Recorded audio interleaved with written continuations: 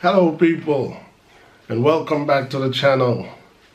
Before I get into today's subject, I want to say thanks again to all my subscribers for helping me to get across the 1,000 subscriber mark.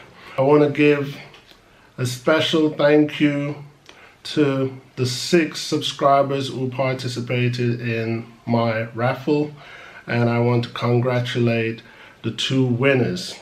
Thus far, only 1 winner has claimed his prize. The second winner has yet to be heard from. So the plan that I have is this. If I don't hear from the second winner within the next month, what I'll do is reshuffle the next 4 names, which I think is only fair. And maybe one of those 4 people could become the next winner. But fingers crossed, the second winner, Mike Jones, will come forth and claim his prize. Congratulations to Mike Jones and Winston Wright. Thus far, Winston Wright has collected his prize and extended his gratitude to us. No problem, Winston. Anyway, today I want to talk about journalism in Jamaica, but I'm going to widen it a little to journalism world over. I also want to talk a little bit about law, and I also want to talk about an incident that I saw on the Jamaican news regarding a church that was broken into. I believe it was in St. Mary, and give you my feedback on that. But first, let me start with law, and then I'll go into the church, because that's going to be the shortest of the 2 subjects that I'm going to cover. One thing I want Jamaican people to know about law, whether you are a practitioner of law or you're a non-practitioner of law, the main thing people need to know about law, the most fundamental information about law that people need to know is this. Ignorance to law is never an excuse. I'm going to say that one more time.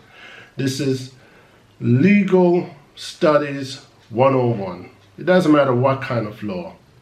Family law, immigration law, criminal law, civil law. It doesn't matter what kind of law, and it doesn't matter which country you're in, whether you're in a country that runs on democratic rules or you're in a country that's under dictatorship. It doesn't matter. So ignorance to the law or ignorance to the rules are no excuse. What this means is that in a court of law, I didn't know will not be an admissible defense. The fact that you didn't know that that action or that thing was in violation of the law, it's no excuse. It won't stand up as a substantial or an acceptable defense in any court of law worldwide. Okay, you guys must be wondering, what am I talking about? Why is he telling us this? Recently, as I was watching the Jamaican news, I realized that criminal behavior has surpassed my expectation. Jamaican criminal behavior. As you guys know, I was born in Jamaica. I grew up in Jamaica somewhat. And one thing I do know about Jamaica, Christianity is a widely spread religion in Jamaica. Most Jamaicans are Christians. Most Jamaicans are God-fearing Christians.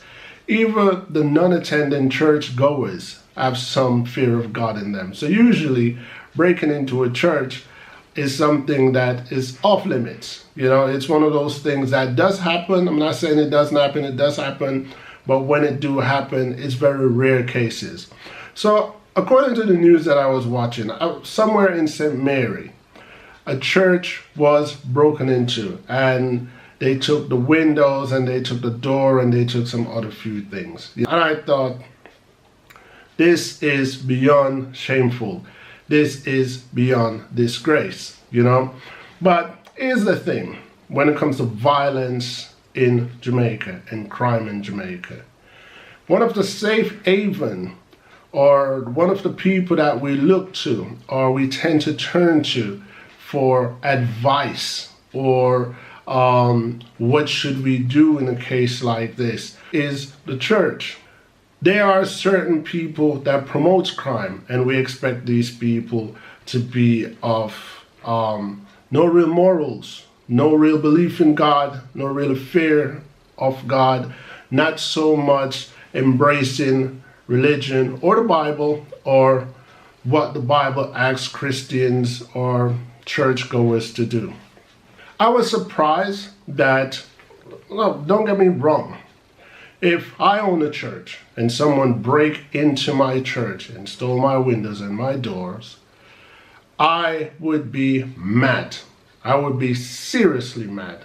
But considering that I'm a Christian, I'm a churchgoer, I'm a person who believes in God, I think my first response was, let me pray on it. Let me talk to the man upstairs. And my second response was to abide to the law of the land. So I would go to the police and I would report it, and I probably would have sent pleadings around the neighborhood that, it is disgusting, it is disgraceful, please bring back my windows and my door. But this was not how the church people in St. Mary who lost their windows and door dealt with it. The church people came on national TV and made a statement in this effect. It was a woman that was speaking, and she pretty much said, if they don't bring back our windows and doors, 6 men will be carrying their coffins. Have you ever heard anything more life-threatening, ridiculous coming from the mouth of a God-fearing person? I mean, come on now. This is Jamaica. We are looking towards the church to bring peace to the land. And this church was actually promoting violence. I mean, tell me if I got it wrong, because from my understanding of first statement, if my doors and windows are not returned, 6 men will be carrying your coffin. I can't remember if those were the exact words, but I can tell you that's exactly what it translated to. And I was a bit astonished by the remark because she done it on national TV. And I was thinking to myself, well, whether she knows or she doesn't know, that in itself could be seen under the law as a threat. So this is what I meant when I said ignorance to the laws are no excuse. And, if I was living in Jamaica and I was even considering attending church, just to hear that from a member of a church would discourage me. I think, you know what, I'll stay home. I'll pray in my own little home, because my views to religion and my views to people are different from these churches. I mean, this isn't one of the moral standards of a Christian or a person who believes in God is to love thy enemy or turn the other cheek. I'm not saying let thieves rip you off and clean you out without standing up for yourself. But the last thing I was expecting from someone who is a member of a church is to send a death threat like that. So I just wanted to cover that real quick and hope that someone who knows this woman, or if this woman actually hears what I'm saying, pretty much look into herself. I'm not saying don't be mad, and I'm not saying don't have anger in your heart towards the theft of your property, but to verbally say, if my things don't get returned to me, 6 men will be carrying your coffin. You are no better than the thugs that stole your windows and doors. And that's what I have to say about that right there. If you guys agree with me, make a comment. If you guys disagree with me, also make a comment. I would like to hear you guys shed some light on my views to that little incident there, or that remark. The next thing I want to talk about is journalism. I want to educate Jamaican people about journalism. Journalism worldwide or journalism in Jamaica. For those of you who don't know, I'm a writer. I've been writing for as long as I can remember. And I've gained a few accomplishments in my writing career. But what I want to tell you about journalism, and a lot of journalists out there will be offended, but I don't really care. Journalists are vultures. They're like the same bird in Jamaica that we call John Crow. They are vultures. Journalists are not on the scene to help. Journalists are there for one thing and one thing only. They're there for the news. And just like a John Crow, journalists wait for something to die. In other words, journalists wait for some tragedy, because that's what feeds journalism. What's most important to journalists are the bad news. You know, nobody wants to hear about flowers or a cute puppy or a cute dog. People wants to hear about tragedy, murders, death, killings, all that. Whether it's a car accident, whether it's by Mother Nature, it doesn't matter. As long as it's a tragedy, that's where journalists eats. That's where journalists gets fed. You understand? I see a lot of people in Jamaican TV, in, you know, whether it's a crisis in the farming industry or it's a crisis in an area where flooding was, like recently, and the government needs to come and the government needs to clear the drains, or whether it's a family that just got wiped out. I see these people speaking up to the journalists, and I see them speaking up to the camera. And I could tell by their tone and by their voice that they're under the impression that these journalists are going to take this information, put it on TV, and after they finish put it on TV, they're going to go to the necessary department of government and they're going to get the problem solved for them. It's not going to work like that. Journalists don't care about you. Those people with the camera, those news people, they care about the news. Their whole purpose is to capture the news. They do not care about you, your situation. You have to care about you.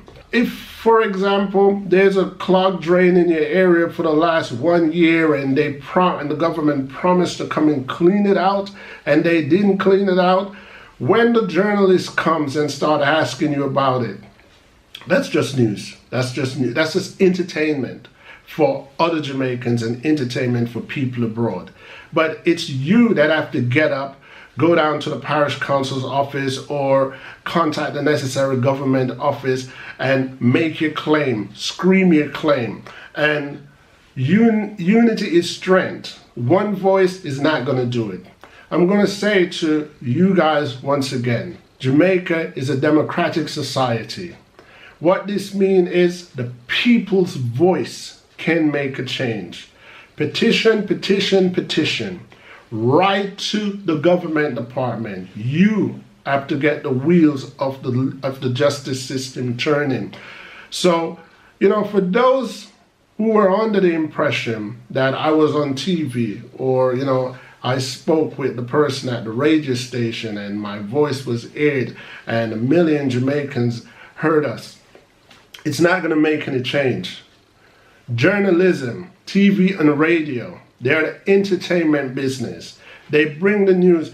And here's the sad truth. Most journalists, they exaggerate, because the crazier they make the story sound, or the more flowery they make the story sound, that's what sells. That's what sells newspaper, and that's what sells news. You know, I myself has been in front of camera. I've been interviewed by journalists already regarding different issues in different countries.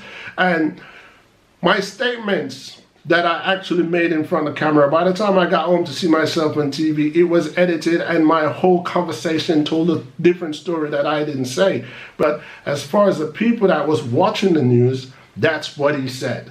You know, so I'm just saying real quick to Jamaican people who are relying on these TV crew to come on the scene and report their crisis that's going on in the area.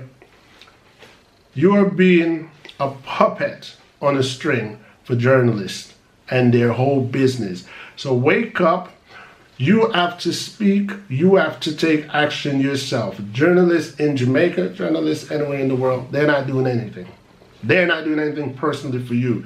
Maybe a good Samaritan or two may hear the news and say, you know what, I'm going to contact so-and-so because I heard a situation over the TV or on the radio, and I'm going to see what I can do for them. So that is giving your crisis or your situation to hope. But I just want to let people aware that if they have all high hope and dependency on journalists that comes in the area, the news people, forget it.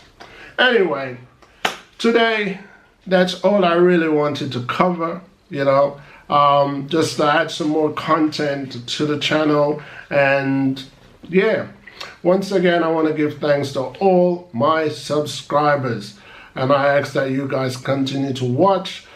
You can pitch a story that you think I should talk about, a topic, a situation that's currently going on, or ask questions. I really want my channel to be a channel of discussions where we can talk to each other, chat to each other about anything, that is considered helpful, not only to us, but that other people can pitch into the conversation and see that, yeah, I could learn something from this, or I could teach this commentator something. So that's pretty much what I'm saying. So like if you like it. Always, like I say, comment, positive or negative, it's always welcome. And share it if you think it's worth sharing. And, I'll promote my channel. Get your friends or family members to subscribe. Until next time, peace.